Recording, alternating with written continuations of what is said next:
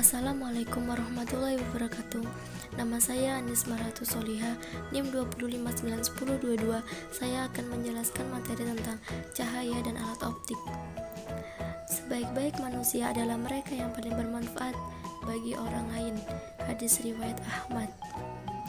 Kompetensi dasar. Apa yang kita pelajari hari ini?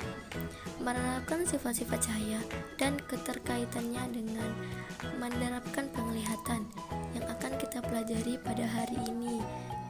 Tolong disimak dengan baik-baik. Materi hari ini: 1. Pengertian cahaya. 2. Sifat-sifat cahaya.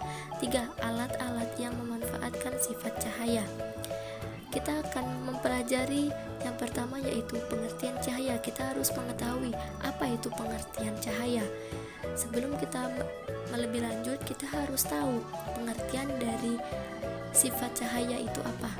Cahaya adalah pencernaan elektromagnetik yang dapat dilihat oleh mata manusia. Cahaya adalah radiasi elektromagnetik, baik itu dengan panjang gelombang, kasat mata maupun tidak. Benda yang memancarkan cahaya disebut dengan sumber cahaya. 2. Sifat-sifat cahaya. Kita harus mengenal apa saja sifat-sifat cahaya yang harus kita pelajari pada hari ini. 1.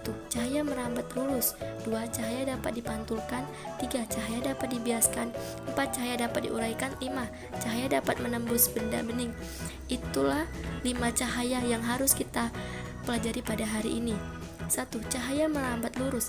Cahaya mempunyai sifat yang melambat lurus dan dapat dibuktikan dengan meninjau berdasarkan dapat atau tidaknya benda untuk meneruskan cahaya.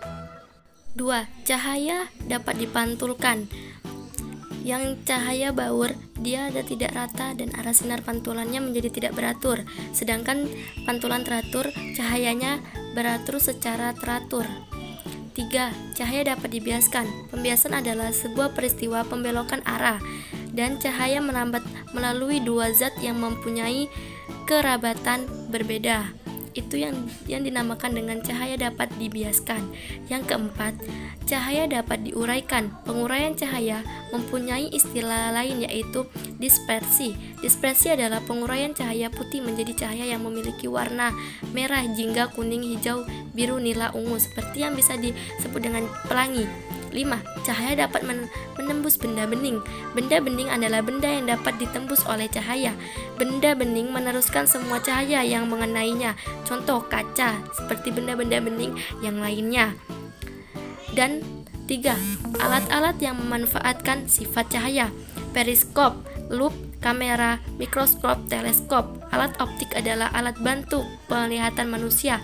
Alat optik biasanya 1. Periskop adalah alat yang digunakan untuk membantu keadaan di permukaan laut. Periskop biasanya dapat pada kapal selam yang digunakan untuk sifat cahaya. 2. Lup. Fungsi lup adalah membantu mata untuk melihat benda kecil agar nampak lebih jelas dan atau lebih besar.